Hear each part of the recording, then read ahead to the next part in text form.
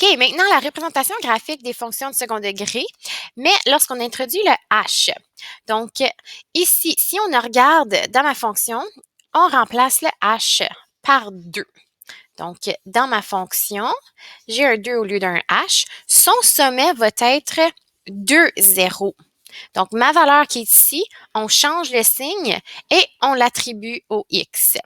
Mon axe de symétrie maintenant, c'est la valeur de mon x de mon sommet, qui signifie une translation horizontale de 2 vers la droite.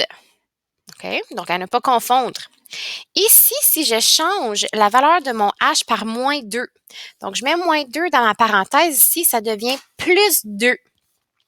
Donc, mon sommet, c'est moins 2, 0, parce que ma valeur de h, c'est moins 2. Donc, x est égal à moins 2, qui est ma valeur de mon x de mon sommet.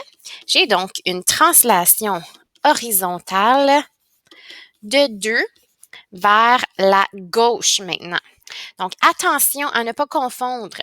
Il faut changer, donc il faut changer le symbole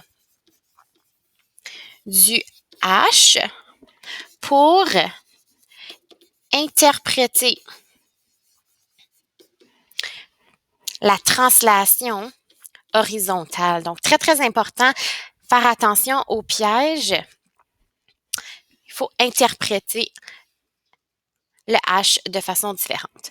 Donc, ici, quelle est la différence? Donc, si j'efface ici, quelle est la différence entre la représentation graphique y égale x plus 4 à la 2 et lorsque mon plus 4 est à l'extérieur? Donc, dans le fond, ma première ici veut dire que j'ai une translation horizontale de 4 unités vers la gauche. À ne pas confondre, ici, j'ai plus 4, mais je m'en vais vers la gauche. Tandis qu'ici, donc j'ai une translation verticale de 4 vers le haut.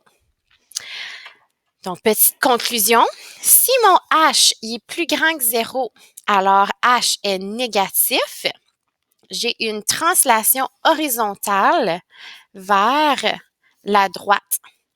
Tandis que lorsque mon h il est plus petit que 0, mon h est positif.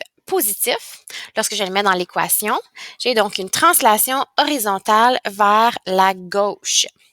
Les coordonnées de mon sommet est h, 0.